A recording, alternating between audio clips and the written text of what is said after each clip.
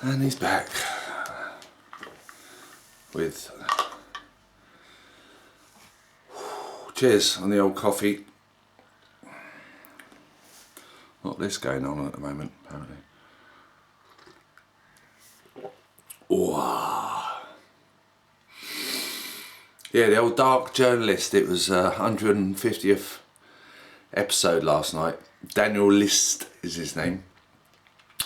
He's got a show on YouTube, the Tube, BBC YouTube, and great show. The X series, episode 150 last night. He delves into the whole UFO story, the Kennedy story, deep dives, really into Rudolf Steiner, Edgar Cayce, the mystery schools, you know, Blavatsky, Gurdjieff, on and on. Brilliant, absolutely brilliant. No, Lewis Carroll. It's just a brilliant show. It does start rather late on Friday nights, like sort of 1 o'clock for 1:30, and then they have something called the Ideas Room, which is all the commenters, all the people watching, and join in and comment and what have you, and ask questions. And his wing girl Olivia, off camera, sort of fielding all the conversation. And it's a great show, man. It's great because he's right, giving it to the CIA and their UFO psyop shit that's going on. So that's interesting. So that's why I said a lot of that going on at the moment. Just interesting, but I wouldn't be believing too much, if anything, that come through the mainstream. And the other thing that I noticed is some young TikToker seems to be being used. It's funny how it is done, seemingly by the powers that be that want to issue more state power and control. And for instance, this time over the internet, with their new bills that they're bringing through right now to stop online hate and trolls and, you know, anyone else who expresses an opinion that might go against all these wonderful people that we choose to govern our lives, freely choose. So this young lad, it's posited, you know, he's gone it just as a prank, walked into someone's house, you know, and he was confronted by the people in there, and he was fake arrested, it seems, posed for the cameras, and then ends up on Piers Morgan's show. And but it can now be, oh, look how dangerous, look what this platform is being used for. Promote this, because we need to stop people having a voice about, could be anything, could be that, you might want to say something about that, you know. People might want to go, excuse me, is that good for your health? Legitimate question. Other things. Anyway, we're here for this.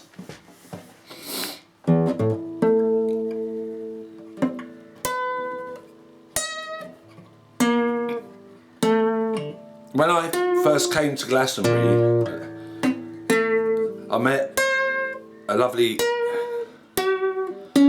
man called Ernie Ball, and Ernie used to just play random chords anywhere in no particular order or rationale, but it always fascinated me just as an exercise, and I tend to do it more with my non-jazz notes.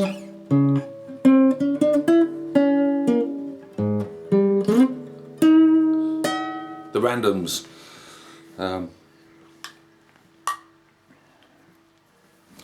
I seem to be floating off into space a bit this morning. Maybe it was having that drumming meditation. Maybe something to do with it. Coffee! Licorice stick.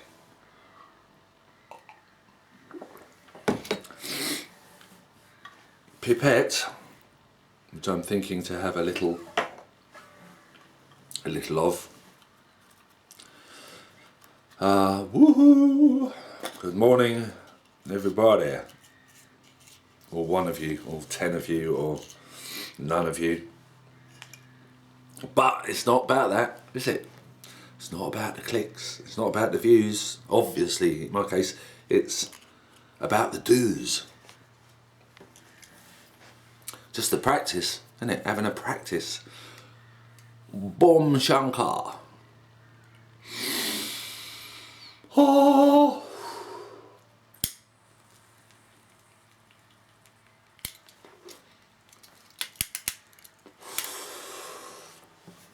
Yum.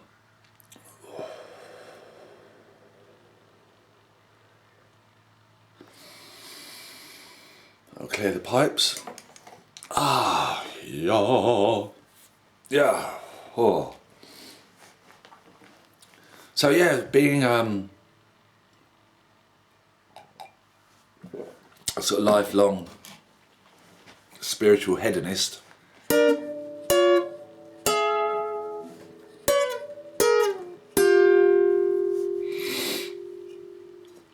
has its pluses and its not pluses. Double not plus good. Yeah, so it gets, i.e., or for example, I lost my licence from having drunk a little bit too much a year and a half ago. Just slightly over the. There's no place to go and get alcohol in the evening in Wales, like in the early hours. No garages sell it. Bright idea of going to Glastonbury. Had a drink, not much, but a little bit, enough to be a little bit over. And I got caught, and I got nicked, and they brought me home from Bridgewater. But I lost my licence, and but I just took it on the chin. I was on flyagaric mushrooms at the time, so I was really mellow. I was with my brother. We both going on like quite a journey, just internally, transformationally, and but this little wild time that I'd been on was, in its, I had ploughed through a farm fence with my car a couple of weeks before. Like when you're supposed to turn on a 90-degree bend, I kept going and ended up halfway into the field and left a little bit of the bumper in the gate. He's got a nice new gate now. Yeah. But anyway, a couple of days later I had a bing idea. I was like, I'm going to get an electric bike and a trailer. And really, I just went with it. I took it as the warning it needed to be, really, in my life. To say, look man, just chill out, slow down, just take your foot off the gas. Find a different way. And I started riding an electric bike and got a trailer. So get to rehearsal, could get to local gigs. And thankfully Michael drives. I could have had my licence back last January gone. But I've so enjoyed being on the bike. And again, this is all to do with the physical thing. See, in my life, I've cycled for the last year, almost a year and a half. I've always loved cycling, but I haven't done much of it in recent years. Bits and bobs, but not loads. Not since I've been in Wookie Hole.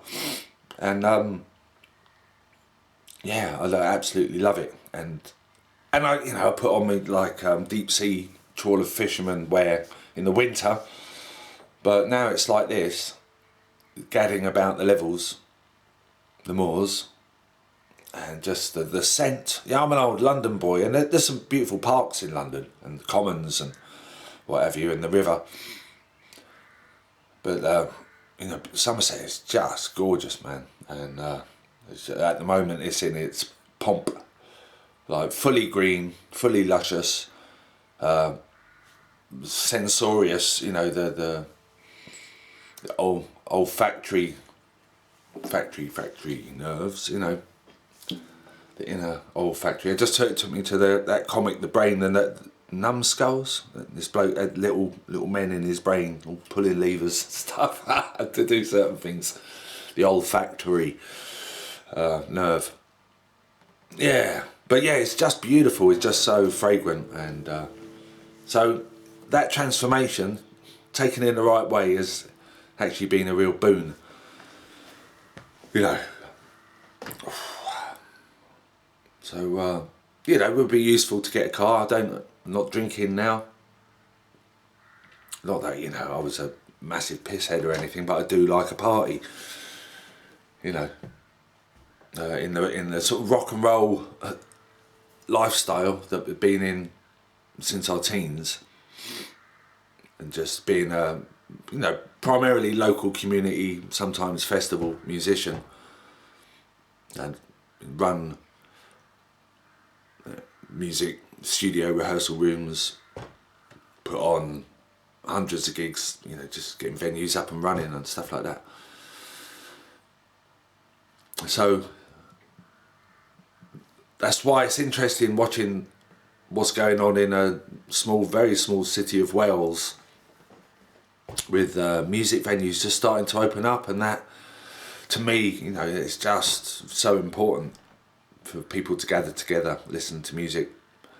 And I mean, I can go down the White Hart and have half a what's called clear head, because I still do enjoy the taste of beer, and that's the nicest one I've found. I don't need to be drinking any sort of beer tasting things, but it's nice to know that I can. And you can go and get a 0 alcohol. And I did start doing like kombuchas and stuff down the King Arthur in Glastonbury, and stuff like that. So there are, you know, so just finding those ways. I've stopped at times, you know, for a few months here and there. But again, on the health bent, it's all really contributory, you know. So riding a bike, not drinking alcohol, not smoking tobacco. I've had an on-off relationship with it last 8 years. Probably smoked for half of that time. Didn't smoke for 20 years before that. Stuff. So, good morning. Yeah, probably just need to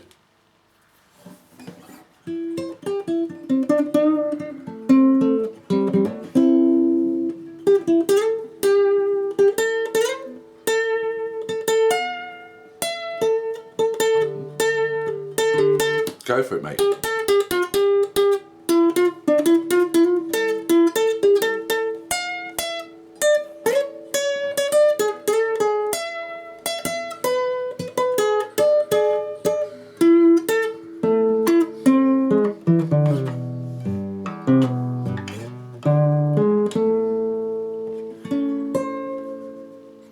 See you later.